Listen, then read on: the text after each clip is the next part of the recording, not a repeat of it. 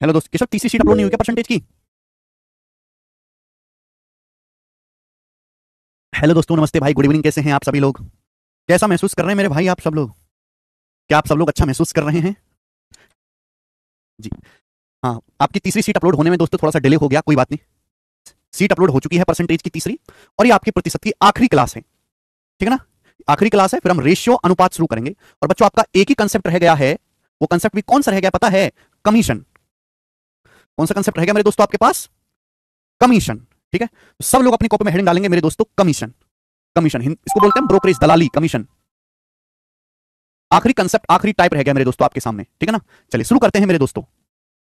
नहीं रुबीन, आप ये बताओ कि आपको ये चैप्टर पढ़ के कॉन्फिडेंस आया कि नहीं आया? मैंने हर एक बेसिक को आपको तैयार करा दिया है। ठीक है ना? चलिए, आखिरी रह गया है आपका कमीशन, और ये चैप्टर समाप्त हो गया है। ठीक है जी?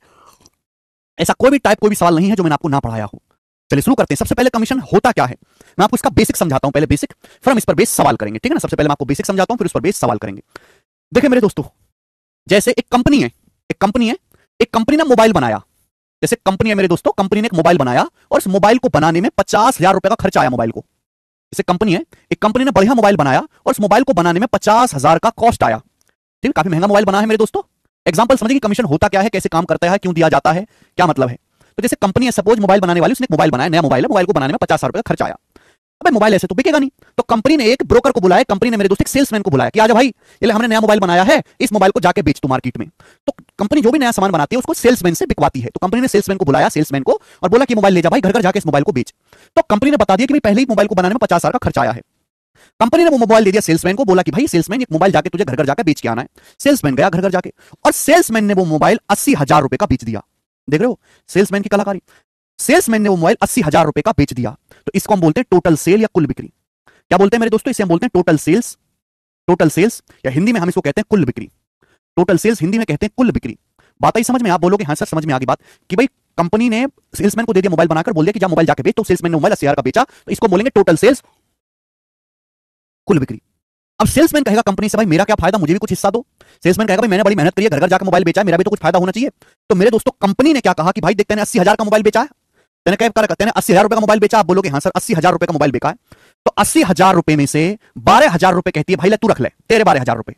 80,000 में से 12,000 रुपए तू रख ले, बाकी के पैसे कंपनी के अकाउंट में जमा करवा दे। तो कंपनी ने 80,000 में से 12,000 रुपए सेल्समैन को दे दिए। इसे हम कहते हैं सेल्समैन का कमीशन।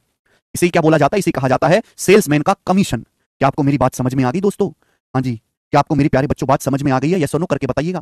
तो यानी कि जो भी हम बिक्री करते हैं, जो भी सामान बेचा जाता है, उसमें से थोड़े से पैसे सेल्समैन को दे दिए जाते हैं, उसी को कहते हैं सेल्समैन का कमीशन। अब 80,000 का मोबाइल बेचा, 12,000 रुपए सेल्समैन ने रख दिए, तो बचे कितने बेटे? 68,000 रुपए बचे। वो 68,000 रुपए का क्या होगा? वो 68,000 रुपए कंपनी में जमा करवा दिए जाएंगे। बात क्लियर है? आप बोलोगे हाँ जी सर एकदम क्लियर है। तो 68,000 रुपीज ये जो बाकी है मेरे दोस्तों, इनका क्या होगा? ये कंपनी के अकाउंट में डिपॉजिट हो जाएंगे। तो बाकी का 68,000 रुपए जो है वो कंपनी के अकाउंट में जमा करवा दिया, कंपनी में डिपॉजिट करवा दिया। क्या ये बात सभी बच्चों को समझ में आ गई? आप बोलोगे हाँ जी सर। ये होता है सेल्समैन का फंडा, एक तरीके से। समझ में आया? आप बोलोगे हाँ जी सर। तो आप मुझे बताओ, जो टोटल सेल होता है, जो कुल बिक्री होता है, इसको हम 100% कहते हैं। जो टोटल सेल होता है, जो कुल बिक्री होता है, इसे हम 100% कहते हैं। क्लियर है? 100% की वैल्यू 80,000 है। हमने सेल्समैन को कितने रुपए दिए? 12,000 रुपए दिए। कितने? 12,000 रुपए, यानी कि कितना भाई? हमने कुल बिक्री कितनी करी है? 80,000 रुपए की। 80,000 में से सेल्समैन को कितना कमीशन दिया? 12,000 रुपए। मैं आपसे कहूं परसेंटेज में आपने कितना कमीशन दिया है, तो आप कहोगे सर 15%। तो यानी कि टोटल 100% की बिक्री में से आपने सेल्समैन को 15% कमीशन दिया है। अगर 100% की वैल्यू 80,000 है, तो 12,000 15% के बराबर है। 100% की कमाई में से, कुल बिक्री में से 15% सेल्समैन को कमीशन दे दिया, तो बाकी कितना बचा? बाकी बचा 100 माइनस 15, 85%। बाकी का 85% हमने कंपनी के अकाउंट में डिपॉजिट करा दिया। बाकी का 85% हमने कंपनी में डिपॉजिट करवा दिया।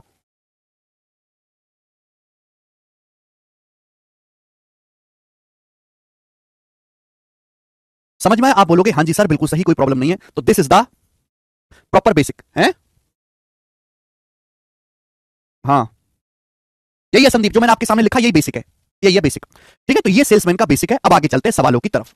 सवाल नंबर 45 देखिए मेरे दोस्तों, ये तो मैंने आपको बहुत छोटा सा एग्जांपल लिया। अब कंपनी क्या करती है? कंपनी ये कहती है, कंपनी चाहती है कि मेरा ज्यादा से ज्यादा सामान बिके, ज्यादा से ज्यादा सामान बिके, है ना? तो कंपनी एक बेंचमार्क लगा देती है कि अगर आप 10,000 का सामान बेचोगे तो भी आपको इतना परसेंट कमीशन मिलेगा, 10,000 से ज्यादा बेचोगे तो इतना कमीशन मिलेगा, 20,000 से ज्यादा बेचोगे तो इतना कमीशन मिलेगा। तो कंपनी लेवल डिसाइड कर देती है कि भाई ज्यादा सामान बेचोगे तो हम आपको ज्यादा परसेंट कमीशन देंगे। तो उसी पर बहुत बेसिक सा सवाल है, सवाल नंबर 45 करके बताएं सवाल का क्या आंसर है। बोला एक मार्केटिंग एजेंट पहले 2 लाख पर 2%, अगले 2 लाख पर 1.5% और 1 महीने में की गई बिक्री की शेष राशि पर 1% कमीशन कमाता है।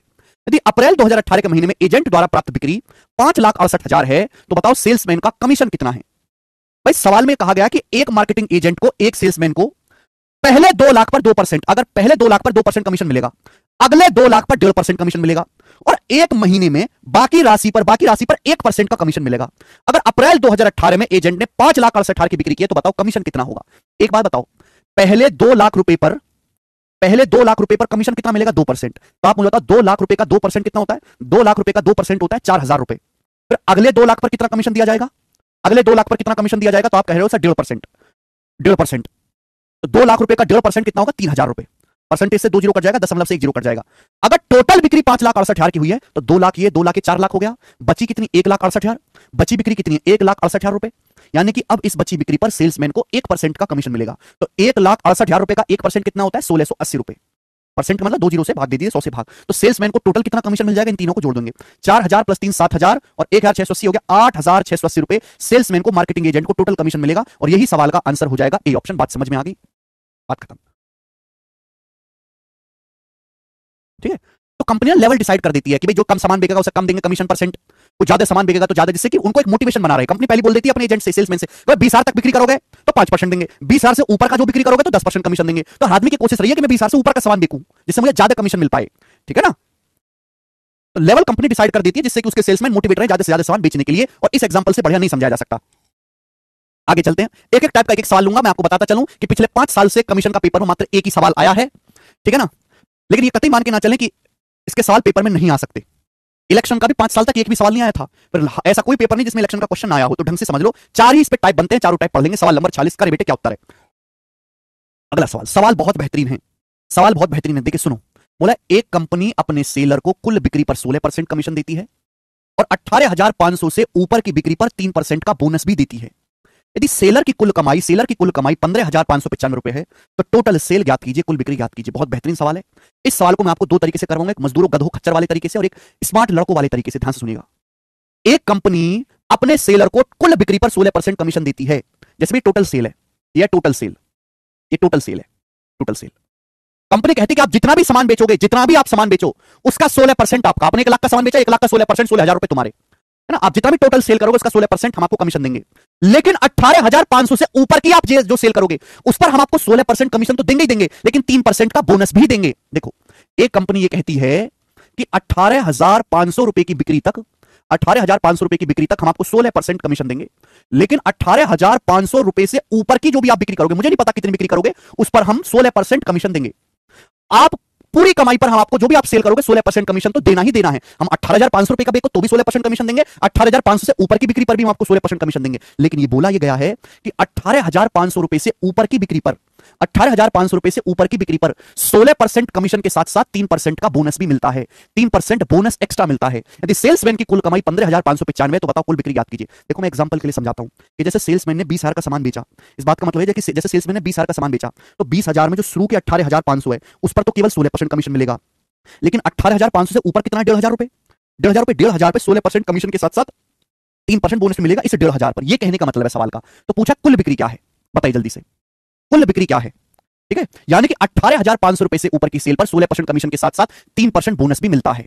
यानी कि 16 प्लस 3 कितना हो गया? 16 प्लस 3 19% कमीशन हो गया मेरे दोस्तों। ये कुल बिक्री। पहला है बेसिक तरीका एक्स मान के, कि माना कुल बिक्री एक्स है, माना कुल बिक्री एक्स है मेरे प्यारे भी, माना सेल्समैन द्वारा बेचा गया कुल सामान एक्स है। तो आप मुझे बताओ, शुरू देखो टोटल जो सेल है वो एक्स है, टोटल जो सेल है वो कितनी है? एक्स। अगर ये 18,500 है तो 18,500 से ऊपर का सामान कितना बेचा हो गया होगा? X minus 18,500, x minus 18,500। बोलो भाई, मैंने कुल सेल को एक्स मान लिया, एक्स, ये शुरू का 18,500 है तो 18,500 से ऊपर कितना सामान बेचा गया? एक्स में से 18,500 माइनस कर देंगे। आप बोलोगे हाँ जी सर। भाई शुरू के 18,500 पर कितना कमीशन मिल रहा है? शुरू के 18,500 पर सेल्समैन को 16% कमीशन है। 18,500 से ऊपर की बिक्री कितनी है? X minus 18,500। इस पर सेल्समैन को कितना कमीशन है? इस पर सेल्समैन को 19% कमीशन है, 19%। ठीक है, सेल्समैन की कुल कमाई 15,595, तो सेल्समैन की कुल कमाई क्या होगी? इन दोनों का योग, और इन दोनों का योग कितना? 15,595 रुपए सेल्समैन की टोटल सेल आ गई, इक्वल होना चाहिए। मैं यहां से कैलकुलेट करूंगा तो आपका आंसर आ जाएगा। अगर मैं यहां से कैलकुलेट करूंगा, यह है बेसिक तरीका, यहां से आप कैलकुलेशन करेंगे तो एक्स का मान आ जाएगा। ठीक है ना, चलो मैं आपको करके दिखा देता हूं। भाई एक्स की गुणा होगी 19% में तो एक्स का 19% आएगा, एक्स का 19%। अब ये देखो, यह है 18,500 का 16%, यह है 18,500 का 19%। 18,500 के 16% में से 18,500 का 19% घटाएंगे तो क्या आएगा? 18,500 के 16% में से 18,500 का 19% घटाएंगे तो क्या आएगा? 18,500 का 3% आएगा, है ना? 18,500 का 3% आएगा। 18,500 के 16% में से 18,500 का 19% घटाएंगे तो क्या आएगा? 18,500 का 3% आएगा, बराबर क्या है? 15,595। अब आप मुझे बताओ 18,500 का 3% कितना होता है? 18,500 का 3% होता है भैया 555, माइनस का 555 जब उधर जाएगा तो जोड़ जाएगा, है भाई 540 और 15 555 होता है। 555 जब उधर जाएगा तो क्या हो जाएगा भैया? पहले 5 जोड़ो 600 हो जाएगा, फिर 400 जोड़ो 405, 16,150, ये 16,150 हो जाएगा। और x का 19% 16,150 है, तो x का 1% कितना है? 1%, 19 8 152, 19 5 85, 850। तो x का 100% कितना है? x का 1% आ गया। x का 100% कितना है? 100 से गुणा 85,000। ये सवाल का बेसिक तरीका है, basic. This is the basic method. जो बच्चे बेसिक मांगेंगे सवाल में, यही बेसिक है बेटे इस सवाल का, यही है बेसिक। शॉर्टकट तो आप सिखाऊंगा, ठीक है ना? ये बेसिक है, शॉर्टकट तो आप सिखाऊंगा कचरा लोग, ठीक। हालांकि बहुत सारे बच्चों की बुद्धि इतनी विकसित ही नहीं है कि वो इस बेसिक को भी समझ पाए। शॉर्टकट तो बहुत दूर की बात है, शॉर्टकट तो समझने लायक उनको बुद्धि है ही नहीं, भगवान ने दी, लेकिन बेसिक को समझने की हैसियत नहीं है उनकी, तो ये ऐसे बच्चे इग्नोर करते हैं इस सवाल को, हल्का हल्का सवाल पढ़ा करें वो, ठीक है भैया। ये हो गया मेरे दोस्तों बेसिक। अब हम चलते हैं स्मार्ट अप्रोच की तरफ, जो आपको पेपर में लगाने को, कि आप इस तरीके से करने लगे तो नौकरी नहीं लगने वाली आपकी, ठीक है ना? चलिए शुरू करते हैं मेरे प्यारे भाई, थोड़ा ध्यान से सोचिएगा। कंपनी कहती है कि 18,500 तक 16% कमीशन मिलेगा, और 18,500 रुपए से ऊपर की बिक्री पे 16% कमीशन के साथ साथ 3% बोनस भी मिलेगा। यानी कि 16 जमा 3 कितना हो जाएगा? 19% कमीशन। बोला है सेल्समैन की जो कुल इनकम है, सेल्समैन की जो कुल इनकम है 15,595 रुपए है। तो आपसे पूछा कुल सेल, टोटल सेल्स ज्ञात कीजिए। अब ध्यान से सुनिए, इस सवाल में प्रॉब्लम क्या है? इस सवाल में प्रॉब्लम यह है कि भाई ये है टोटल सेल, लेकिन शुरू के 18,500 पर 16% कमीशन है, और 18,500 से ऊपर की बिक्री पे 19% कमीशन है। कमीशन अलग अलग है, यहाँ 16% या 19%। सवाल तभी सॉल्व होगा जब दोनों जगह कमीशन सेम हो, है ना? दोनों जगह कमीशन सेम हो। अब मेरे साथ प्रॉब्लम क्या है कि मुझे ये अमाउंट पता ही नहीं है। 18,500 रुपए से ऊपर की कितनी बिक्री हुई है मुझे पता ही नहीं है। 18,500 रुपए से ऊपर की कितनी बिक्री हुई है मुझे पता ही नहीं है। 18,500 रुपए से ऊपर की कितनी बिक्री हुई है मुझे पता ही नहीं है। क्लियर है? आई डोंट नो, तो मैं इस पार्ट पे तो कैलकुलेशन करूंगा नहीं। भाई यहां 19% है तो यहां भी 19% बना लेते हैं। अब सोचो, इस तरीके को कहते हैं शिफ्टिंग मेथड। इस सवाल को, एक्चुअल सवाल को अपनी सुविधा के हिसाब से बदल कर रख दो जल्दी आंसर लाने के लिए। ध्यान सुनिएगा, अगर मुझे शुरू के 18,500 पर भी 3% बोनस एक्स्ट्रा मिलता, हुआ नहीं ऐसा, अगर होता, अगर मुझे शुरू के 18,500 पर भी 3% बोनस एक्स्ट्रा मिलता, अगर मुझे शुरू के 18,500 पर भी, अगर मुझे शुरू के 18,500 पर भी 3% बोनस एक्स्ट्रा मिलता, 18,500 का 3% होता है, परसेंट से 2 जीरो चला जाएगा, 555 रुपए। अगर मुझे शुरू के 18,500 पर भी 3% बोनस एक्स्ट्रा मिलता, तो सेल्समैन को 555 रुपए एक्स्ट्रा मिलते। सेल्समैन को 555 रुपए एक्स्ट्रा मिलते तो सेल्समैन की कमाई कितनी हो जाती मेरे दोस्तों? सेल्समैन की कमाई होती 16,150 रुपए। सेल्समैन की जो कमाई है वो 16,150 रुपए होती है। आप बोलोगे हाँ सर, अगर सेल्समैन को शुरू के 18,500 रुपए पर भी 3% बोनस एक्स्ट्रा मिलता, तो सेल्समैन की जो कमाई है 18,500 का 3% 555 रुपए एक्स्ट्रा होती, सेल्समैन की कमाई कितनी होती? 16,150 रुपए। सेल्समैन का कमीशन कितना हो जाता फिर? 16 प्लस 3 19%। आप बताओ, सेल्समैन को यहां भी 19% कमीशन है, यहां भी 19% कमीशन है। अगर सेल्समैन का कमीशन 19% यहां भी है, 19% यहां भी है, तो सेल्समैन का कमीशन कितना हो जाता? ओवरऑल 19%। जबकि है कितना सेल्समैन का कमीशन? 16,150 रुपए। तो 19% की वैल्यू ही 16,150 रुपए के बराबर है। तो 1% की वैल्यू कितनी है? 19 8 152, 9 बचेगा, 19 5 95, 1% की वैल्यू 850 रुपए है। तो सेल्समैन की कमाई का 100% कितना है? 100 से गुणा कर दो, 85,000 रुपए। सवाल का आंसर है सी ऑप्शन। यह है शिफ्टिंग मेथड। मुझे लगता है आपको बात समझ में आई है। आगे चलूंगा, एक और सवाल, अगला टाइप, एक एक टाइप का एक एक सवाल करवाऊंगा, घर पे जाके घंटे तक देखें, आपको समझ में आएगा जी, ठीक है ना? नेक्स्ट, अगला टाइप बोला एक कंपनी अपने सेल्समैन को कुल बिक्री पर 15% कमीशन और 18,000 से ऊपर की बिक्री पर 2% बोनस भी देती है। यदि सेलर ने कुल बिक्री से अपना कमीशन घटाकर, ध्यान सुनिएगा, यदि सेल्समैन ने टोटल सेल से अपना कमीशन काट कर 75,060 रुपए कंपनी में जमा किया है, तो कुल बिक्री का मान पता लगाएं। बेहतरीन सवाल, गजब का लॉजिक है। देखो बच्चों, यह टोटल सेल, यह टोटल सेल, कुल बिक्री 100%। कंपनी जो है अपने सेल्समैन को टोटल सेल पे 15% कमीशन देती है, लेकिन 18,000 से ऊपर की बिक्री पे कमीशन तो मिलेगा ही 15%, 2% बोनस भी मिलेगा।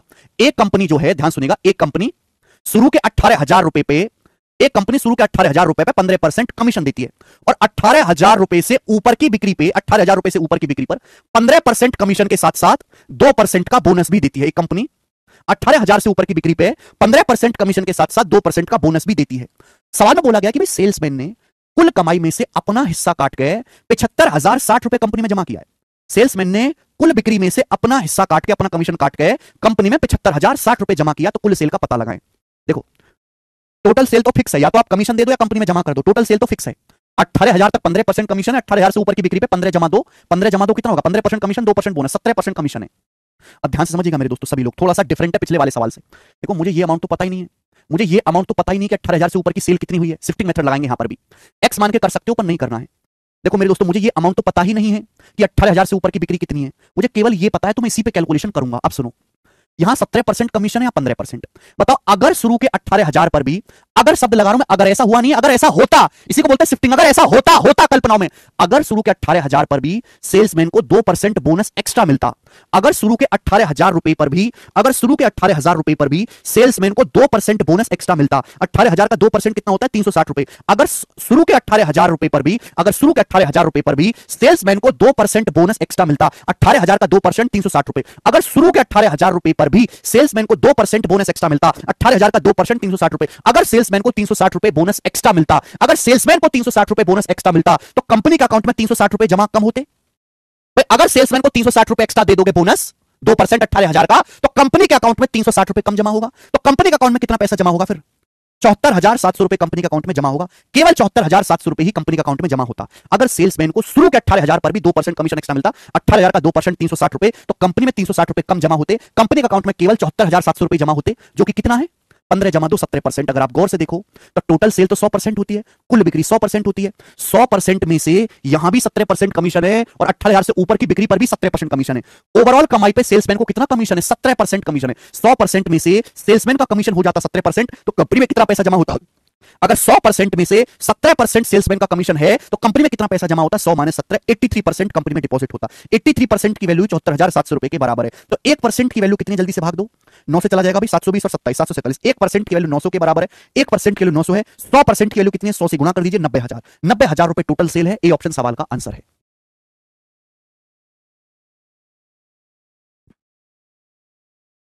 समझ पा रहे? धीरे धीरे, ठीक है? क्या हो गया? ओके, नेक्स्ट और लास्ट क्वेश्चन बेटे। सवाल नंबर है आपके सामने, कमीशन का लास्ट 48वां सवाल बनाओ। सवाल में कहा गया कि एक सेल्समैन एग्जीक्यूटिव को टोटल सेल पर 10.2% कमीशन मिलता है और 15,000 रुपए से ऊपर की बिक्री पर 8.5% बोनस भी मिलता है। ठीक है, यदि कुल बिक्री 15,000 रुपए से अधिक है और सेल्समैन की कुल कमाई 3180 रुपए है सेल्समैन की, तो पूछा उस कमाई में से बोनस कितना है। बेहतरीन सवाल, गजब का क्वेश्चन है बेटा ये वाला। देखो, ये है बच्चों टोटल सेल, ये टोटल सेल है। बोला है एक सेल्स एग्जीक्यूटिव को कुल सेल पर 10.2% कमीशन मिलता है और यदि बिक्री 15,000 से ज्यादा है तो 8.5% का बोनस भी मिलता है। यानी कि 15,000 रुपए की बिक्री तक, 15,000 रुपए की बिक्री तक कितना कमीशन है? 10.2% कमीशन है। लेकिन 15,000 रुपए से ऊपर की जो बिक्री करोगे, 15,000 रुपए से ऊपर का जो भी अमाउंट आप बिक्री करोगे, उस पर 10.2% कमीशन तो है ही, उस पर 10.2% कमीशन तो है ही, लेकिन 10.2% कमीशन के साथ साथ 8.5% का बोनस भी है। 10.2% कमीशन तो है ही, लेकिन 8.5% का बोनस भी है। 15,000 रुपए की बिक्री तक 10.2% कमीशन है, लेकिन 15,000 रुपए से अधिक की बिक्री पर 10.2% कमीशन तो है ही, लेकिन 10.2% कमीशन के साथ साथ 8.5% का बोनस भी है। बोला है अगर सेल्समैन की कुल कमाई 3180 रुपए है, तो बताओ उसमें से बोनस कितना मिला उसे। देखो, कमीशन अलग चीज होता है, बोनस अलग चीज होता है। बोनस दिया जाता है मोटिवेट करने के लिए। आप कितना भी सामान बेचो 10.2% कमीशन तो मिलेगा ही मिलेगा, लेकिन 15,000 रुपए से ज्यादा का सामान बेचोगे तो एक्स्ट्रा 8.5% बोनस मिलेगा। इससे फायदा ये होता है कंपनी को कि सेल्समैन ज्यादा से ज्यादा सामान बेचने की कोशिश करेगा 15,000 से ऊपर। बताओ, सेल्समैन की कुल कमाई 3180 रुपए है, पूछा इस कमाई में से बोनस कितना मिला। एक बात बताओ भाई, शुरू के 15,000 रुपए पर तो फिक्स है, शुरू के 15,000 रुपए पर तो फिक्स है कि सेल्समैन को 10.2% कमीशन मिला है। शुरू के 15,000 पर तो फिक्स है भाई, स्टार्टिंग के 15,000 पर यह बात फिक्स है कि सेल्समैन को 10.2% कमीशन मिला है, जो कि कितना हो जाएगा? परसेंटेज से 20.10 15 के 102 में गुणा करेंगे 1530, यानी कि शुरू के 15,000 पे सेल्समैन को 1530 रुपए कमीशन मिला। तो बचा कितना मेरे दोस्तों? 1650। ये बचा बाकी का जो 1650 रुपए, फिर ये कहां से आया? ये जो बाकी का 1650 रुपए मेरे दोस्तों, ये कहां से आया? यानी कि ये जो 1650 रुपए की जो एक्स्ट्रा कमाई है, जो 1650 रुपए की कमाई है, ये 15,000 रुपए से ऊपर की सेल पर हुई है। ये जो 1650 रुपए की जो कमाई है, स्टार्टिंग के 15,000 रुपए पर तो 1530 रुपए कमीशन मिल गया, लेकिन टोटल कमाई तो सेल्समैन की 3180 है। तो जो 1650 रुपए की एक्स्ट्रा कमाई है क्यों हुई है? 15,000 रुपए से ऊपर की सेल पे। और आप ये बात जानते हैं कि 15,000 रुपए से ऊपर की सेल पर कमीशन है 10.2% और बोनस है 8.5%। और आपसे केवल ये बोनस पूछा गया कि बोनस कितना है। तो देखो, या तो कैलकुलेशन परसेंटेज में कर लो या रेशियो में कर लो, छाप के रेशियो जल्दी हो जाएगा कि 15,000 रुपए से ऊपर की बिक्री पर कमीशन 10.2% है, बोनस 8.5% है। तो कमीशन बोनस है किस अनुपात में? 17 से चल गया, 17 छिक्का 102, 17 पंजे 85, यानी कि 6:5 के रेशियो में है। आप बोलोगे हाँ जी सर एकदम करेक्ट। टोटल कितना है? टोटल है 6 5 11, टोटल 11 है। टोटल 11, 11 की वैल्यू कितनी है सवाल में? 11 की वैल्यू 1650 रुपए। 11 की वैल्यू कितनी है मेरे दोस्तों सवाल में? 1650 रुपए, जो कि कितने गुना है? 150 गुना।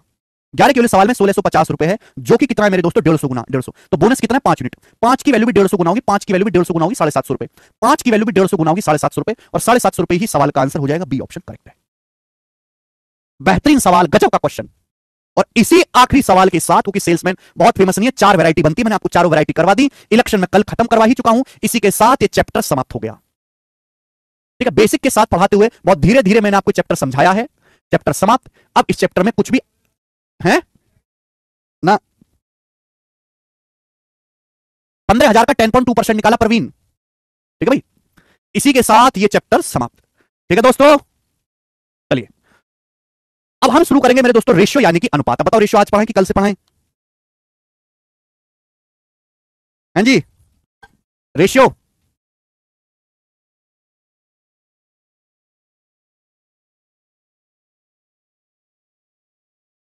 शुरू करते हैं, शुरू करते हैं मेरे दोस्तों। अगला चैप्टर आपके सामने रेशियो या फिर अनुपात। शुरू करते हैं मेरे दोस्तों, आपके सामने अगला चैप्टर रेशियो यानी कि अनुपात। रेशियो यानी कि अनुपात। ठीक है मेरे प्यारे दोस्तों,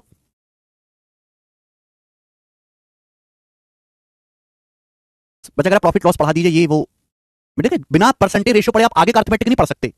रेशियो अर्थमेटिक मैथ का ही टॉपिक है भाई, बिना परसेंट, मैंने पहले बोला था कि परसेंटेज रेशियो अर्थमेटिक मैथ का आधार है।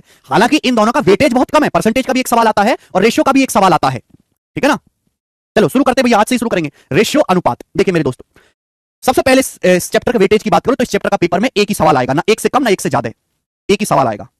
इस चैप्टर की मैं आपको 2 शीट कराऊंगा, केवल 2 ही शीट है, 2 शीट्स मैं आपको कराऊंगा, और मैं आपको इस चैप्टर में 250 से ज्यादा क्वेश्चंस प्रैक्टिस करवाऊंगा, 250 से ज्यादा सवाल मैं आपको इस चैप्टर में प्रैक्टिस कराऊंगा। चैप्टर का पूरा नाम है रेशियो एंड प्रोपोर्शन, अनुपात और समानुपात।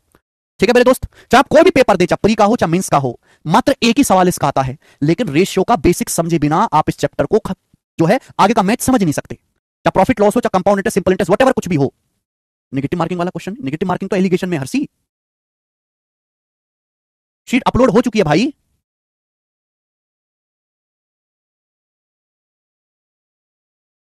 ठीक है ना, देखिए अगर आप बचपन में थोड़ी बहुत पढ़ाई किए होते ना, अगर आप बचपन में थोड़ी बहुत पढ़ाई किए होते तो मुझे इतने सवाल ना करवाने की जरूरत पड़ती, ना इतना टाइम लगता, ना मुझे इतना आपको बेसिक तैयार करने की जरूरत पड़ती है ना। बचपन में तो आपने कुछ पढ़ा नहीं, तो आपने खोखले खोखे की तरह हो, आप एक ऐसी बंदूक हो जिसमें गोली नहीं है, तो भैया आपको पहले मसाला भरना पड़ता है, तैयार करना पड़ता है, राइफल को साफ करना पड़ता है, तब आप लॉन्च के लिए तैयार होते हो। तो आपको पीछे ज्यादा मेहनत करनी पड़ती है, आप कचरा बालक हो, इसलिए बेसिक भी ज्यादा बताना पड़ता है, थ्योरी भी ज्यादा बतानी पड़ती है, एग्जाम्पल भी ज्यादा बताने पड़ते हैं। ठीक है ना, ये आपके बचपन के पहले मुझे पाप ढोने पड़ते हैं, फिर आप कुछ पढ़ने लायक होते हो। आगे के चैप्टर्स आप तब तक नहीं समझ पाओगे जब तक परसेंटेज और रेशियो नहीं कर लोगे क्लियर, बिल्कुल नहीं। ठीक है, चलिए ध्यान समझिएगा। अब रेशियो मेरे प्यारे भाई, ये जो रेशियो है अनुपात, इसका ये साइन होता है, सभी लोग जानते हैं इसका साइन होता है मेरे प्यारे भाई, ऐसे 2 बिंदु लगाओ। रेशियो की जरूरत क्यों पड़ती है, क्या होता है रेशियो? देखो मेरे दोस्तों, एक जैसी क्वांटिटी को कंपेयर करने के लिए, तुलना करने के लिए, एक ही जैसी क्वांटिटी को कंपेयर करने के लिए, तुलना करने के लिए रेशियो की जरूरत पड़ती है, तुलना करने के लिए। समझ में आई मेरी बात? ध्यान से सुनिएगा, एक जैसी क्वांटिटी, एक जैसी मात्राओं की आपस में तुलना करने के लिए, कंपैरिजन करने के लिए रेशियो की जरूरत पड़ती है। तो रेशियो कुछ और नहीं है, रेशियो का मतलब है 2 संख्याओं की आपस में कंपेयर करना, 2 संख्याओं की आपस में तुलना करना। अब जैसे एग्जांपल से मैं आपको समझाता हूं कि 2 आदमी ए और बी हैं, ध्यान सुनिएगा। जैसे मैं आपको समझाता हूं, 2 आदमी ए और बी हैं, 2 आदमी ए और बी हैं, ए और बी। ए कमाता है 1 महीने में 75,000 रुपए, ए जो है 1 महीने में 75,000 रुपए कमाता है, 75,000 रुपए, और बी 1 महीने में 60,000 रुपए कमाता है, 60,000 रुपीज कमाता है 1 महीने में। इसे मैं एग्जांपल लेता हूं कि 2 आदमी है ए और बी, ए जो है 1 महीने में 75,000 रुपए कमाता है और बी 1 महीने में 60,000 रुपए कमाता है। अब अगर ये दोनों ऐसे खुल्लम खुल्ला बताएंगे बातों को, तो तीसरे आदमी को, जो चुट्टा आदमी, उसको पता लग जाएगा, घर पे डाका डाल देगा। भैया ये अगर ऐसे खुल्लम खुल्ला बताने लगेंगे कि मैं 75,000 रुपए कमाता हूं, ये 60,000 कमाता है, तो तीसरे आदमी को भनक लग जाएगी, वो चुट्टा आदमी हमला कर देगा पैसा झपटने के लिए आपका। तो हम इसी जानकारी को रेशियो यानी कि अनुपात में बताते हैं। यानी कि मेरे प्यारे भाई, मैं अगर इनका अनुपात लूं, आप अनुपात देने का मतलब है दोनों किस संख्या से कट रहे हैं, 75,000 और 60,000 दोनों ही 15,000 से पूरा का पूरा डिवाइड हो रहा है। 15,000 से काटेंगे तो 75,000 5 बार चला जाएगा, 15,000 से काटेंगे 60,000 4 बार कट जाएगा। यानी कि ए और बी की जो सैलरी है वो 5:4 के अनुपात में है। तो मैंने ये पता लगा लिया कि ए और बी की सैलरी जो भी हो, ए और बी की सैलरी जो भी हो मेरे दोस्तों, वो 5:4 के अनुपात में है। ए और बी की सैलरी जो भी हो वो 5:4 के रेशियो में है, 5:4 के अनुपात में। इसका मतलब ये है कि अगर ए 5 रुपए कमाता है तो बी 4 रुपए कमाता है, अगर ए 10 रुपए कमाता है दुगुना तो बी 8 रुपए कमाएगा, अगर ए 15 रुपए कमाता है 3 गुना तो बी 12 रुपए कमाएगा, अगर ए 20,000 रुपए कमाता है मेरे दोस्तों 4,000 गुना, तो बी भी 4,000 गुना 16,000 रुपए कमाएगा मेरे प्यारे भाई। यानी कि अगर ए की कमाई 5 है तो बी की कमाई 4 है। हर ए के 5 रुपए के लिए बी 4 रुपए की कमाई करता है। ए और बी की कमाई का रेशियो 5:4 है। तो हम इस तरीके से अगर बताएंगे कि ए और बी की कमाई 5:4 के रेशियो में, तो हम जानकारी भी दे देंगे और किसी को पता भी नहीं चलेगा। क्लियर है? आप बोलोगे हाँ जी सर एकदम क्लियर है, कोई भी परेशानी इसमें नहीं है। ए और बी की कमाई 5:4 के रेशियो में है। ठीक है बच्चे, देखो, अब ये तो रेशियो है, ये कोई एग्जैक्ट वैल्यू तो है नहीं। अब मैं आपसे पूछने लगूं कि ए और बी की कमाई 5:4 के रेशियो में है, तो बताओ ए की कमाई कितनी है और बी की कमाई कितनी है, जल्दी से बताइए, जल्दी से। बस रेशियो से एग्जैक्ट वैल्यू की तो पता लगेगी नहीं। मुझे ये पता है कि ए और बी की जो इनकम है वो 5:4 के रेशियो में है, तो मैं पूछूं कि बताओ ए की इनकम कितनी है, बी की इनकम कितनी है, क्या बताओगे आप? देखिए, मुझे बात अच्छी तरीके से पता है कि अगर ए 5 रुपए कमाता है तो बी 4 रुपए कमाता है, ठीक है ना। जब भी हम एक रेशियो हटाते हैं, जब भी हम रेशियो हटाते हैं तो एक वेरिएबल से गुणा हो जाती है, एक वेरिएबल से मल्टीप्लाई हो जाती है। ए और बी की कमाई का रेशियो 5:4 है, रेशियो हटाएंगे तो वेरिएबल से गुणा हो जाएगी, यानी कि अगर ए की कमाई 5x है तो बी की कमाई 4x होगी। ए और बी, ए की कमाई अगर 5x है तो बी की कमाई 4x होगी। अब 5x 4x का रेशियो लीजिए, अब 5x और 4x का रेशियो लीजिए, तो आप देख सकते हैं कि x x कट जाएगा, वापस क्या आ जाएगा, 5:4 ही आ जाएगा। तो कंसेप्ट नंबर 1 कि जब भी हम रेशियो को हटाते हैं तो एक वेरिएबल से मल्टीप्लाई हो जाती है। कि x का मान कुछ भी हो सकता है, जो x है इसका मान कुछ भी हो सकता है, वो सवाल पर निर्भर करेगा, x का मान कुछ भी हो सकता है। जैसे कि हमने यहां पर 15,000 से काटा था, है ना, रेशियो बनाने के लिए किससे काटा था, 15,000 से काटा था, तो x का मान कितना है, 15,000 है। तो हमने यहां से दो बातें सीखी कि रेशियो की जरूरत पड़ती है दो एक जैसी संख्याओं की तुलना करने के लिए, आपस में कंपेयर करने के लिए। हम जब भी रेशियो को हटाते हैं तो एक वेरिएबल से मल्टीप्लाई हो जाती है। कंसेप्ट सभी को समझ में आ गया? आप बोलोगे हाँ जी सर, ठीक है।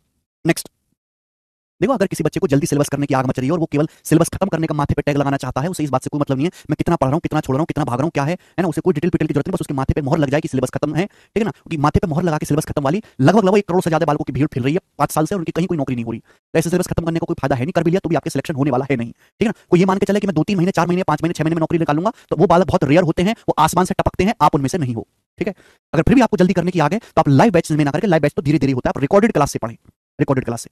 रिकॉर्डेड क्लास में आपको एक साथ वीडियो मिल जाएंगे, आप एक दिन में 10-10 क्लास देखो, ठीक है ना।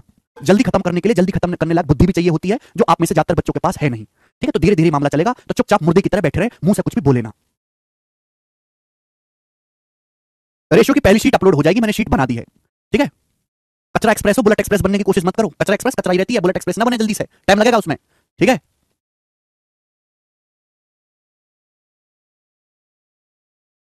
ओके, शीट प्रिपेयर हो गई है, मैं शीट अपलोड करवा दूंगा। पहली शीट बड़ी है, दूसरी शीट छोटी सी है रेशियो की, ठीक है।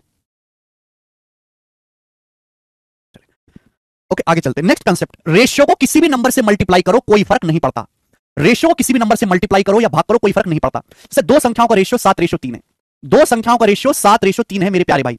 पहला कंसेप्ट, एक एक स्टेप को मैं आपको समझाऊंगा। रेशियो को किसी भी नंबर से मल्टीप्लाई कर दो कोई फर्क नहीं पड़ता मेरे प्यारे भाई। जैसे 7:3 है, मैं इसका दोगुना कर देता हूं 14:6, अभी भी यही रहेगा मेरे दोस्तों, ठीक है। मैं 100 से मल्टीप्लाई कर देता हूं, 7:3 में 100 से मल्टीप्लाई कर देता हूं, 700:300। समझ में आया मेरे प्यारे भाई? ये अभी भी 7:3 रहेगा। मैं आधा कर देता हूं, 7:3 का आधा कर देता हूं, 7 का आधा 3.5, 7 का आधा 3.5, 3 का आधा 1.5, ये अभी भी रेशियो सेम ही रहेगा। तो यानी कि कंसेप्ट ये बनता है कि आप रेशियो यानी कि अनुपात को किसी भी नंबर से गुणा करेंगे, रेशियो पे कोई फर्क नहीं पड़ता, रेशियो सेम ही रहेगा। ये भी 7:3 है, ये भी 7:3 है, ये भी 7:3 है, ये भी 7:3 है। क्लियर है? आप बोलोगे हाँ सर, ऐसी छोटी छोटी बातें तक आपको बतानी पड़ती हैं। अगला पॉइंट नंबर 2, देखो मेरे प्यारे भाई, रेशियो में कैलकुलेशन करने के लिए ना तो रेशियो को दशमलव में लिखते हैं ना ही फ्रैक्शन में लिखते हैं। रेशियो को हमेशा सिंपल करके लिखा जाता है। रेशियो को ना तो दशमलव में लिखा जाता है ना फ्रैक्शन में लिखा जाता है। रेशियो को हमेशा सिंपल करके लिखा जाता है, सिंपल करके। जैसे मेरे दोस्तों आपके सामने लिखा हुआ है 20.9 और 5.5, ये लिखा हुआ है मेरे दोस्तों आपके सामने 5.5, ये रेशियो लिखा हुआ है। तो देखो बच्चों, यहां पे क्या लगा हुआ है, दशमलव। क्या लगा हुआ है मेरे दोस्तों, डेसिमल लगा हुआ है, डेसिमल। मैंने क्या बताया, रेशियो को हमेशा सिंपल करके लिखा करो, ना दशमलव होना चाहिए ना फ्रैक्शन होना चाहिए। रेशियो को हमेशा सिंप्लीफाइड, सरलतम रूप में लिखा जाता है। भाई यहां भी दशमलव के बाद एक अंक है, यहां भी दशमलव के बाद एक अंक है, तो दशमलव पहली बात तो दशमलव कट जाएगा। और मुझे दिखाई दे रहा है ये नंबर किससे कट रहा है, 11 से। दोनों नंबर 11 से कट रहे हैं, 11 कम 11, 11 99, और 11 से कट जाएगा 55 5 बार। तो अब इसको सिंप्लीफाई करके ये लिखेंगे 19:5। ये बात आपको समझ में आ गई? आप बोलोगे हाँ सर, ये बात हमको अच्छी तरीके से समझ में आ गई है और इसमें कोई भी परेशानी नहीं है, ठीक है। जैसे आपके सामने ये लिखा हुआ है मेरे दोस्तों 3:0.04 लिखा हुआ 3:0.04। लेकिन हम तो आपको ये पढ़ाते आ रहे हैं कि रेशियो को हमेशा सरलतम रूप में लिखना है, दशमलव वगैरह नहीं होना चाहिए। जैसे ये लिखा है 19:5, तो बेटे क्या करेंगे अपन लोग, यहां दशमलव के बाद 2 अंक है, अगर मैं दशमलव हटाऊंगा, देखो रेशियो का मतलब ही भाग ही होता है बेटे। कुछ लोग ये समझते हैं कि बस ये रेशियो है 5:6, जबकि अगर कोई संख्या ऐसे लिखी हुई ना 5/6, ये भी रेशियो ही है। रेशियो और भिन्न अलग बात नहीं, सेम ही बात है मेरे प्यारे, दोनों सेम ही बात है ये, ठीक है। या दशमलव के बाद 2 अंक है, अगर मैं दशमलव हटाऊंगा, दशमलव के बाद यहां पे 2 अंक है, दशमलव हटाऊंगा तो 3 के आगे क्या हो जाएंगे, 2 जीरो बढ़ जाएंगे, 2 जीरो। आप बोलोगे हाँ जी सर बिल्कुल सही। तो क्या होगा, 4 से 300 कटेगा 75 बार, 4 7 28, 4 5 20, 75 बार कटेगा, 75:1, ये हो गया। क्लियर है? आप बोलोगे हाँ जी सर। अगर रेशियो इस प्रकार से फ्रैक्शन में लिखा हुआ, जैसे लिखा हुआ 5/2 रेशियो 7/3, बताइए, नहीं लिखना भाई, इस बात में कोई गलती नहीं है, ऐसे लिखने में अनुपात को कोई गलती नहीं है, लेकिन जब कैलकुलेशन करेंगे तो काफी मुश्किलें बढ़ जाती हैं। तो इस तरीके से ना लिख के रेशियो को हमेशा सिंपल करके सिंप्लीफाइड फॉर्म में ही लिखा जाता है। 5:2, 5/2 रेशियो 7/3। अगर इस तरीके से 2 रेशियो हैं तो इसको सिंपल कैसे करेंगे, ऐसे क्रॉस मल्टीप्लाई कर दिया करो। मैं परसेंटेज में पढ़ा चुका हूं, ऐसे 2 रेशियो को सॉल्व करने के लिए ऐसे कैंची गुणा कर दिया करो। 3 की 5 में गुणा कर देंगे 15 रेशियो 2 की 7 में गुणा कर देंगे 14, 15:14 ये आ गया 15:14। क्या आपको बात क्लियर है? आप बोलोगे हाँ जी सर एकदम सही बात क्लियर है, इसमें कोई भी परेशानी नहीं है। ठीक है 15:14। ठीक है आगे चलते हैं। आप कहोगे सर अगर 2 से ज्यादा अनुपात हो कैसे करेंगे? जैसे ये हो गया मेरे दोस्तों, आपके सामने लिखा हुआ है 7/8, 7/8 रेशियो 7/8 रेशियो 5/4 अनुपात 11/6। बताओ इसको कैसे करेंगे? 7/8 रेशियो 5/4 रेशियो 11/6। ये मैं आपको बेसिक समझा रहा हूं, जो बच्चे बेसिक मांगते हो यही बेसिक है मेरे दोस्तों। एक एक कंसेप्ट को बारी बारी से बताता हूं मैं, छोटी छोटी बात को। 7/8 रेशियो 5/4 रेशियो 11/6, ये कोई गलत बात नहीं लिखी हुई, सही बात लिखी हुई है। लेकिन हम ये कह रहे हैं कि रेशियो को हमेशा सिंपलीफाइड फॉर्म में लिखो, सरलतम रूप में, जिससे कि आपकी कैलकुलेशन जल्दी से जल्दी हो। तो बेटे अभी अभी मैंने आपको समझाया, जब भी कुछ ऐसा अनुपात आए, मैंने अभी अभी आपको समझाया कि रेशियो को हमेशा, रेशियो में किसी भी नंबर से गुणा करें कोई फर्क नहीं पड़ता। रेशियो में किसी भी नंबर से गुणा कर दो कोई फर्क नहीं पड़ता। बेटे यहां बटे 8 भी आ रहा है, बटे 4 भी आ रहा है, बटे 6 भी आ रहा है। तो 8, 4 और 6 तीनों से कटने वाला इनका एलसीएम क्या है? वह छोटी से छोटी संख्या जो 8 से भी कटती हो, 4 से भी कटती हो, 6 से भी कटती हो। 8, 4, 6 तीनों से कटने वाली आसान छोटी सी संख्या, इनका एलसीएम है 24। तो इस पूरे रेशियो को आप 24 से गुणा कर दीजिए, इस पूरे अनुपात को आप 24 से मल्टीप्लाई कर दीजिए, 24 से गुणा कर दीजिए, हो जाएगा सिंपल। 8 से 24 जाएगा 3 बार, 3 के 7 में गुणा हो जाएगी 21 रेशियो। 4 से 24 जाएगा 6 बार, 4 से 24, 6 की 5 में गुणा होगी 30 रेशियो। 6 की 24 में गुणा होगी 4 बार, 4 की 11 में गुणा होगी 44। तो 21 रेशियो 30 रेशियो 44 आ गई इसकी वैल्यू। 21 ratio 30 ratio 44। मुझे लगता है कि आप अच्छी तरीके से समझ गए हैं। ठीक है स्टूडेंट्स, 21 रेशियो 30 रेशियो 44। ओके भाइयों आगे चलते हैं नेक्स्ट कंसेप्ट की तरफ, अगला कंसेप्ट। ओके चलिए मेरे दोस्तों, हमारी बात को सुनना आप सभी लोग। अगला कंसेप्ट यह है कि दो रेशियो को हम लोग कंबाइंड कैसे करते हैं, दो रेशियो को कंबाइंड कैसे करते हैं। ठीक है ये मैं आपको कंसेप्ट बताऊंगा। चौथा, दो रेशियो को कंबाइंड कैसे करते हैं। जैसे आपके सामने लिखा हुआ मेरे दोस्तों a ratio b, a ratio b बराबर, ए रेशियो बी बराबर 5:9, 5:9, और बी रेशियो सी लिखा हुआ है, बी रेशियो सी लिखा हुआ है 7:8, 7:8। तो मेरा सवाल यह है आपसे कि बताओ, मेरा सवाल यह है आपसे कि बताइए ए बी और सी का अनुपात क्या होगा, ए बी सी का रेशियो क्या होगा बताएं। तो ए बी का रेशियो 5:9 है, बी सी का रेशियो 7:8 है। तो हमारा सवाल आपसे यह है कि बताओ इन तीनों संख्याओं का, यानी कि ए बी और सी का अनुपात क्या होगा, इन तीनों संख्याओं का अनुपात क्या होगा। चेंज कर देते हैं इसको थोड़ा, 6:7 कर लेते हैं, ये कर लो। अब बताएं ए बी का रेशियो 5:9 है, बी सी का रेशियो 6:7 है, ए बी सी का अनुपात बताएं। देखिए जब भी हमें दो रेशियो को ऐसे कंबाइन करना है, हम हालांकि ये बात जानते हैं आप में से ज्यादातर लोग, ये देखा करो कि कॉमन संख्या कौन सी है, ये देखा करो इन दोनों में कॉमन संख्या कौन सी। बताओ दोनों में कौन सी संख्या कॉमन है? बी कॉमन है भाई, बी यहां भी आ रहा है, बी यहां भी आ रहा है, दोनों में संख्या बी कॉमन है। आप बोलोगे हाँ जी सर दोनों में संख्या बी कॉमन है। यहां बी का मान 9 है, यहां बी का मान 6, गलत बात है भाई। यहां बी का मान कितना है? 9। यहां बी का मान कितना है? 6, गलत बात। एक जगह बी का मान 9 है, एक जगह बी का मान 6 है, ऐसा कैसे हो सकता है? सेम बनाना होगा, दोनों जगह बराबर करना पड़ेगा। 9 और 6 को बराबर करने के लिए इनका एलसीएम होता है 18, 9 और 6 का एलसीएम होता है 18। तो 18 बनाने के लिए ऊपर किससे गुणा कर देंगे? अगर 9 को 18 बनाना है ऊपर वाले रेशियो में 2 से गुणा कर दो, और नीचे वाले रेशियो में मेरे दोस्तों 3 से गुणा कर दो। 6 को 18 बनाना है तो नीचे वाले रेशियो में 3 से गुणा कर दो, बस हो गई बात सॉल्व। अगर मैं यहां से देखो ए का मान क्या आ जाएगा, 2 की 5 में गुणा कर देंगे ए का मान 10 आ जाएगा।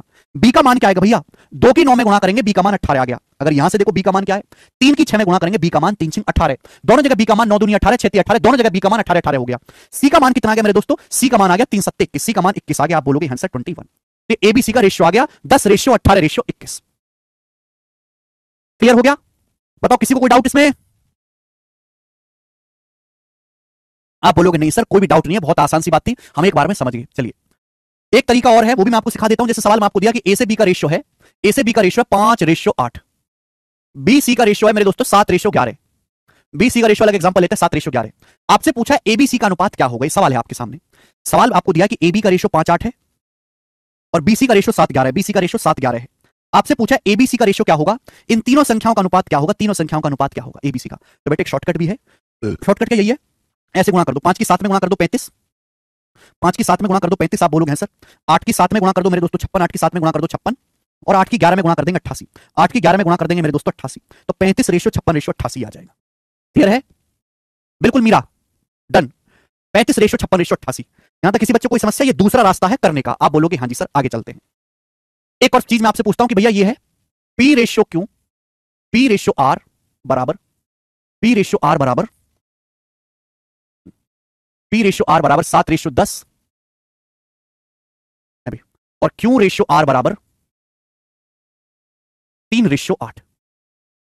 तो सवाल है पी क्यू आर का रेशियो क्या होगा, ये क्वेश्चन है, बताएं पी क्यू आर का रेशियो क्या होगा जल्दी से। Yes Meera yes. पी से आर का रेशो 7:10 है क्योंकि से आर का रेशो 3:8 है। पूछा गया पी क्यू आर का रेशो क्या होगा। बिल्कुल बेसिक बातें मैं आपको पढ़ा रहा हूं, बिल्कुल बेसिक बातें, यही बेसिक रेशो का। मैंने क्या बोला कि जब भी ऐसे क्वेश्चन आए तो ये देखा करो कि दोनों में कॉमन चीज क्या है। दोनों में कॉमन चीज क्या है, अगर आप गौर से देखोगे यहां दोनों में आर कॉमन है। अगर आप गौर से देखोगे तो यहां दोनों में आर कॉमन है, आर यहां भी है, आर यहां भी है, लेकिन यहां तो आर का मान 10 है, यहां तो बेटे आर का मान 10 है, यहां आर की जगह 8 लिखा हुआ है, गलत बात है। मुझे 10 और 8 को सेम बनाना पड़ेगा। अब 10 और 8 का एलसीएम क्या होता है 40, 10 और 8 का एलसीएम 40 होता है, तो 40 बनाने के लिए ऊपर किससे गुणा हो जाएगी 4 से, और नीचे अगर 8 को 40 बनाना है तो किससे गुणा हो जाएगी 5 से। ये सवाल इससे अलग है बेटे, ये अलग सवाल है। ऊपर 10 और 8 का एलसीएम 40 होता है, 40 बनाने के लिए ऊपर 4 से गुणा, नीचे 8 को 40 बनाना है तो 5 से गुणा कर देंगे। तो पी का मान क्या आएगा, पी का मान आ जाएगा 4 7 28। आर का मान क्या आएगा 4 2 40। क्यू का मान क्या आएगा भाई, क्यू का मान आएगा 5 की 3 में गुणा होगी 15, क्यू का मान 15 आएगा। आर का मान 5 8 40 ही रहेगा, तो 28:15:40, 28:15:40 आएगा। सब गलत कर रहे हैं पागलों की तरह। 28:15:40 समझते क्यों नहीं हो तुम लोग। पी के नीचे पी लिखना है, क्यू के नीचे क्यू का मान लिखना है, आर के नीचे आर का मान लिखना है? पता नहीं कैसे बावले बालक है। एक लास्ट आपसे पूछता हूं, ऐसा ही एक लास्ट, और मेरे दोस्तों ध्यान से बताइएगा, ध्यान से। सवाल यह है कि यदि ए रेशियो बी बराबर 7:9 and a plus b ratio c बराबर 12, ए रेशियो बी बराबर 7:9 और a plus b ratio c बराबर है 12 यहां पे 5:11 कर लेते हैं। A plus b ratio c बराबर 12:7। तो सवाल है बताओ ए माइनस बी बटे ए माइनस सी, ए माइनस बी बटे ए माइनस सी का रेशियो क्या होगा, आपसे पूछा गया, बताइएगा। एक और चीज आपके सामने बताएंगे, मैं आपको क्या सिखा रहा हूं कि दो रेशियो को कंबाइंड कैसे किया जाता है। रोहम वो भी हार्ड भी आएगा, पहले ये तो पढ़ लो, पहले सिंपल चीज तो पढ़े। बताए मेरे दोस्तों, जल्दी से आप मुझे जवाब देंगे, फटाफट जवाब देंगे। ए से बी का रेशियो 5:11 है, ए प्लस बी रेशियो सी 12:7 है, ए प्लस बी रेशियो सी कितना है 12:7, 12:7। आपसे पूछा इसका मान क्या होगा, भाई इसका मान बाद में निकालना, इसका मान बाद में निकालना, पहले आप यहां से एबीसी का रेशियो निकालो, इसका मान बाद में निकालना, पहले आप यहां से एबीसी का रेशियो निकालो, बताओ कैसे आएगा। और आपको जल्दी से जवाब देना है, फटाफट जवाब देना है मेरे दोस्तों। कैसे करोगे, मैंने हमेशा यह चीज सिखाई है कि जब भी ऐसा सवाल आए तो यह देखा करो कि इनमें कॉमन चीज क्या है। जब भी ऐसा क्वेश्चन आए तो यह देखा करो कि इनमें कॉमन चीज क्या है, कॉमन चीज। अगर आप यहां पे गौर से देखेंगे तो पता यह चलेगा कि यहां ए रेशियो भी दिया 5:11 है, यहां ए प्लस बी दिया, बेटा यहां ए प्लस बी दिया है, तो भाई साहब यहां ए प्लस बी दिया है, यहां ए रेशियो भी दिया है। क्या आप नहीं देख सकते, अगर ए से बी का रेशियो 5:11 है तो मैं अगर यहां से ए प्लस बी निकालूं तो कितना आएगा रेशियो में, यहां से मैं ए प्लस बी निकालूंगा, ए का मान 5 है, बी का मान 11 है, ए प्लस बी आएगा 5 11 16, ए प्लस बी 16 आएगा। जबकि यहां मेरे दोस्तों ए प्लस बी का मान 12 दिया है, तो कॉमन चीज पता चल गई। दोनों में कॉमन चीज क्या है, ए जमा बी, दोनों में कॉमन चीज ए प्लस बी है। क्लियर हुई बात, आप बोलोगे हां जी सर बात एकदम क्लियर हो गई, दोनों में जो कॉमन चीज है वो ए प्लस बी है, यही आपको देखना है। यहां से यहां ए बी का रेशियो 5:11 है, यहां ए प्लस बी आपको दिया ए प्लस बी का मान कितना है यहां 12, यहां से मैं ए जमा बी करूंगा तो 5 जमा 11 16 आएगा। तो दोनों में ए प्लस बी कॉमन है, लेकिन यहां तो ए प्लस बी का मान 16 हो रहा है, यहां ए प्लस बी का मान 12 हो रहा है, तो मुझे 16 और 12 का एलसीएम दोनों जगह सेम करना पड़ेगा। 16 12 का एलसीएम 48, ए प्लस बी का मान दोनों जगह सेम इक्वल बनाना पड़ेगा 48 48 48 48। अब यहां ए प्लस बी का मान 5 11 16 है, 16 को 48 बनाने के लिए, यहां ए प्लस बी का मान 16 है, 16 को 48 बनाने के लिए यहां इस पूरे रेशियो को 3 से गुणा करना पड़ेगा। यहां ए प्लस बी का मान 12 है, 12 को 48 बनाने के लिए पूरे रेशियो को 4 से गुणा करना पड़ेगा, 4 से गुणा करना पड़ेगा। तो ऐसे सवालों का एक ही फंडा कि जो कॉमन चीज दिखे उस कॉमन चीज को बराबर बनाओ। ठीक है बेटे, आप बोलोगे हां जी सर कोशिश कर रहे हैं धीरे धीरे समझने की, समझेंगे सर धीरे धीरे, कचरा पट्टियां भी धीरे धीरे समझ जाएंगे सर। यहां देखो ए का मान क्या आएगा 3 की 5 में गुणा 15, ए का मान 15 आ गया। बी का मान क्या आएगा भाई 3 की 11 में गुणा 33, बी का मान 33 आ गया, बी का मान आ गया 33। अगर मैं ए प्लस बी देखूं तो 15 जमा 33 ए प्लस बी 48 आ गया, ए प्लस बी का मान आ गया 15 जमा 33 48। यहां देखो ए प्लस बी का मान 12 चौक 48 हो गया। सी का मान क्या है, सी का मान आया 4 की 7 में गुणा करूंगा, 4 की 7 में गुणा करूंगा 28, तो सी का मान आ गया जी 28, सी का मान आ गया 28। तो ये एबीसी का रेशियो आ गया। अगर आपसे एबीसी का रेशियो पूछा होता तो ये सवाल का आंसर हो जाता, लेकिन सवाल में बेटे आपसे पूछा क्या है ए माइनस बी बटे ए माइनस सी का रेशियो। तो ए में से बी घटाओ, ए में से बी घटाओ, ए में से बी घटाओगे तो 15 माइनस 33, ए में से सी घटाओगे तो कितना आएगा भाई 15 माइनस 28, 15 माइनस 33 क्या होता है माइनस का 18, नीचे माइनस का 13, माइनस 18 बटे माइनस 13 क्या आएगा 18 बटे 13। इस सवाल का आंसर आएगा 18 बटे 13, यही सही है 18 बटा 13, माइनस से माइनस कट जाएगा 18 बटा 13 सवाल का आंसर आ जाएगा। तो बच्चों कर लोगे ऐसे क्वेश्चन, क्या आप लोग ऐसे क्वेश्चंस को कर लोगे, हां जी जवाब दीजिए, जिनमें केवल आपको रेशियो को कंबाइन करना है, केवल कंबाइन करना है रेशियोज को। आपको कोई फॉर्मुला नहीं होगी, ऐसे तो लाखों सवाल बनाए जा सकते हैं, लाखों। आपने कॉमन देखा कि यहां पे कॉमन जो है a प्लस बी है, तो मैंने a प्लस बी को इक्वल बना दिया। जो भी चीज कॉमन है उसको इक्वल बना दिया करो। ठीक है भैया, आप बोलोगे हाँ जी सर एकदम क्लियर है, कोई भी परेशानी यहां पे नहीं है। आगे चलते हैं मेरे दोस्तों। नेक्स्ट क्वेश्चन मैं आपसे पूछता हूं, नेक्स्ट सवाल। सवाल है मेरे दोस्तों आपके सामने इस प्रकार से कि यदि यदि ए रेशियो यदि A ratio B plus C बराबर ए रेशियो बी प्लस सी बराबर है 3:7, 3:7, और B ratio C plus A बराबर है, comma, B ratio C plus A बराबर है 4:11, तो लास्ट पूछ रहा हूं इस टाइप का, सी रेशियो ए प्लस बी क्या होगा? सी रेशियो ए प्लस बी क्या होगा? बहुत ही पॉपुलर है मेरे दोस्तों टाइप। मैं आपको बता रहा हूं कंसेप्ट नंबर 7, कंसेप्ट नंबर 7 मैं आपको पढ़ा रहा हूं। ये बहुत सारे कंसेप्ट हैं, बहुत सारे टाइप हैं। यदि A ratio B plus C बराबर 3:7, B ratio C plus A बराबर 4:11, आपसे पूछा है सी रेशियो ए प्लस बी का मान क्या होगा। मैं थोड़ा, देखो ये चीज थोड़ी सी मुश्किल है आप लोगों को समझने के लिए, मैं थोड़ा और डिटेल में लिख देता हूं। जैसे लिखा है ए रेशियो बी प्लस सी, मैं इसको ऐसे लिख सकता हूं ए बटा बी प्लस सी, लिख सकता हूं ना बेटे, ए बटा बी प्लस सी। तो ए बटा बी प्लस सी कितना बन जाएगा? 3/7, 3/7। या बी रेशियो सी प्लस ए, बी रेशियो सी प्लस ए क्या होगा मेरे दोस्तों? बी बटा सी प्लस ए, बी बटा सी प्लस ए, इतना 4/11 ये आपको दिया है। और आपसे पूछा क्या? सी ratio A plus B, C ratio A plus B का मतलब सी बटे ए प्लस बी आप लोगों से पूछा है, सी बटे ए प्लस बी आप लोगों से पूछा है। ठीक है ना दोस्तों, आप बोलोगे हाँ जी सर हम आपकी बात को समझे हैं। अब गौर से देखो, मैंने क्या बताया कि ऐसे सवालों को सॉल्व करने के लिए बस ये देखा करो कि इन दोनों में कॉमन चीज क्या है। आप मुझे ये बताओ कि इन दोनों रेशियो में, रेशियो तो है, इन दोनों रेशियो में क्या चीज कॉमन है, ये बताओ आप लोग। इन दोनों रेशियोज में मुझे ये बताओ क्या चीज कॉमन है, जल्दी से। तो आप कहोगे सर इन दोनों रेशियोज में ए प्लस बी प्लस सी का मान कॉमन है, इन दोनों रेशियो में ए प्लस बी प्लस सी कॉमन है। अगर यहां मैं ए प्लस बी प्लस सी निकालूंगा, ए में नीचे वाली चीज बी प्लस सी जोड़ूंगा तो 3 7 10 आएगा, ए प्लस बी प्लस सी 10 आएगा।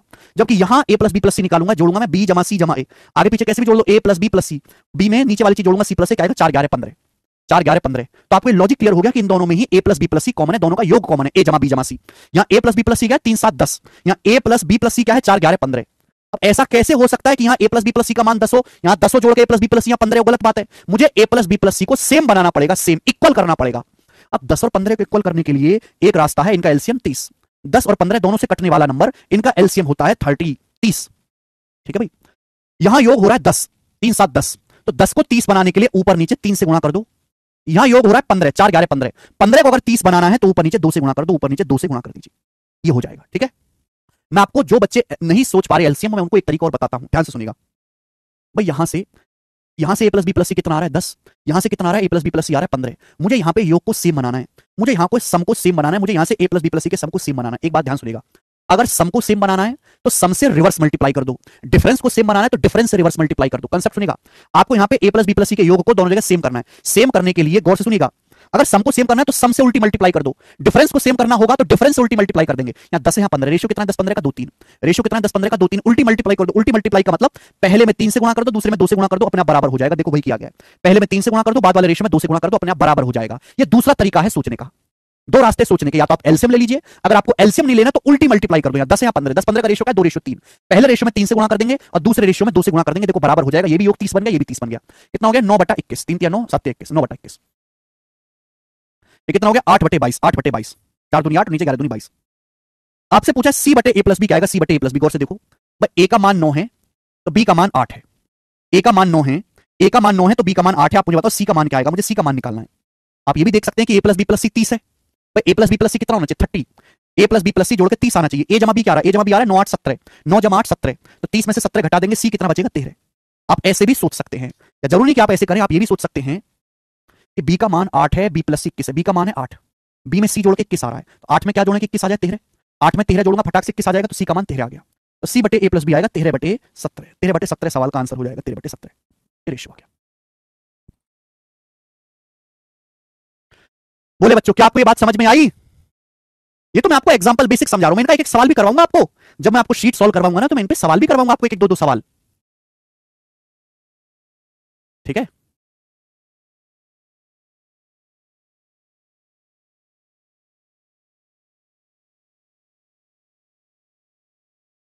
बताइए मजा आया? एक और कंसेप्ट करें।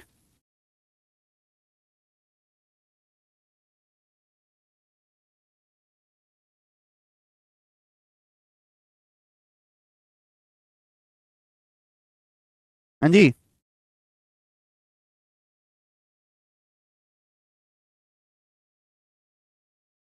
पता ना और कौन सा बेसिक चाहिए कुछ बालकों को। भाई यही तो बेसिक है, और कौन सा बेसिक है, और तो कोई बेसिक ही नहीं होता। समझ में आया? चलिए आगे चलते हैं हम, नेक्स्ट आगे चलते हैं, लास्ट कंसेप्ट, लास्ट है ना, लास्ट कंसेप्ट समझेंगे, ध्यान से सुनिएगा। आपके मन में डाउट आ रहा होगा कि सर हमने दो रेशियो को तो कंबाइंड कर दिया, अगर दो से ज्यादा हो, तीन या चार रेशियो हो तो कैसे करेंगे? जैसे हम आपके सामने सवाल ले लेते हैं कि आपको दिया है ए बी का रेशियो, ए बी का रेशियो 3:5, 3:5। आपको दिया है बी सी का रेशियो जो है वो 2:7। आपको दिया है सी डी का जो रेशियो है 4:1, सी डी का रेशियो जो 4:1। तो आपसे पूछा गया है कि बताओ ए बी सी डी का रेशियो क्या आएगा, ए बी सी डी का रेशियो आगे भी हो सकता है, मैं आगे भी बढ़ा दूं, ए बी सी डी का रेशियो, चलो मैं आगे भी बढ़ा देता हूं इसको, यहीं तक छोड़ते हैं चलो। ए बी का रेशियो 3:5 है, बी सी का रेशियो 2:7 है, सी डी का रेशियो 4:1 है। आपसे पूछा है ए बी सी डी का अनुपात बताओ। सवाल में आपसे पूछा गया ए बी सी डी चारों संख्याओं का रेशियो बताओ, चारों संख्याओं का रेशियो कैसे करेंगे? आपके लिए थोड़ा मुश्किल है, मुश्किल छोड़ेंगे नहीं बेटे। सवाल में क्या दिया कि ए बी का रेशियो 3:5, जो रेशियो दिया उसको लिख लो, ए बी का रेशियो 3:5, ए के नीचे 3 बी के नीचे 5, बी सी का रेशियो 2:7, बी के नीचे 2 सी के नीचे 7, बी सी का रेशियो 2:7, सी डी का रेशियो 4:1, सी के नीचे 4 डी के नीचे 1, सी के नीचे 4 डी के नीचे 1, ए बी का रेशियो 3:5, बी सी का रेशियो 2:7, सी डी का रेशियो 4:1, सी के नीचे 4 डी के नीचे 1। ये आगे बेटे। अब हमें निकालना क्या, हमें चारों संख्याओं का एबीसीडी का रेशियो निकालना। मैंने कुछ नहीं किया, मैं कुछ नहीं किया मेरे दोस्तों ब्रह्मास्त्र से उड़ा दूंगा है ना। ए के नीचे ए लिख लिया, एक ए बी के नीचे ए बी का रेशियो, बी सी के नीचे बी सी का रेशियो, सी डी के नीचे सी डी का रेशियो। अब देखिए मेरे दोस्तों, भाई यहां क्या लिखा है 5, यहां 5 लिखा है मेरे दोस्तों, यहां लिखा है, बहुत बेहतरीन टेक्निक बताऊंगा, यहां लिखा है 5, 5 के आगे की जगह खाली है, 5 के आगे की जगह खाली है, तो आगे भी 5 5 लिख दो, आगे भी 5 5 लिख दो मेरे प्यारे भाई, लिख सकते हैं। यहां लिखा है 7, 7 के आगे की जगह खाली है, तो यहां भी 7 ही लिख दो, यहां भी 7 ही लिख दो। सुनना मेरे दोस्तों, सुनना, यहां लिखा है 2, 2 के पीछे की जगह खाली है, तो यहां भी 2 ही लिख दो, 2। यहां लिखा है 4, 4 के पीछे की जगह खाली है, तो यहां भी 4 ही लिख दो, 4 के पीछे का मैदान खाली है, तो यहां भी 4 ही लिख दो। तो जो खाली मैदान है, जो खाली जगह है, वो आपको भरना है, ठीक है? जो खाली जगह है वो आपको भरना है मेरे दोस्तों। जैसे यहाँ 5 है, 5 की जगह खाली है, आगे 5 5 लिख दिया, 7 है, 7 की जगह आगे खाली है, 7 लिख दिया, ये 4 है, 4 के पीछे जगह खाली है, आपने 4 4 लिख दिया, लिख दिया ना, सारी जगह भर गई। अब सीधी सीधी गुणा कर दो, सीधी सीधी गुणा कर दिया छोटे बालक की तरह, छोटे बालक की तरह, 3 दूनी 6 चौक 24, ये ए का मान आ गया, बी का मान 5 दूनी 10 चौक 40 है, बी का मान आ गया 40, सी का मान 5 सत्ते 35, 35 चौक 140 है, सी का मान आ गया, सी का मान, डी का मान आ गया 5 सत्ते 35 एकम 35, 5 सत्ते 35 एकम 35 आ गया। ये रेशियो आ गया मेरे भाई साहब, यही तो आया रेशियो, ये एबीसीडी का चारों संख्याओं का रेशियो आ गया। बस बात करता हूं, दिस इज द रेशियो, ये रेशियो आ गया चारों संख्याओं का, बात समाप्त। 24 रेशियो 40 रेशियो 140 रेशियो 35। क्या समझ गए आप? विशाल जी आप गलत कर रहे हैं, मल्टीप्लाई कर देनी है सीधी सीधी, ठीक है?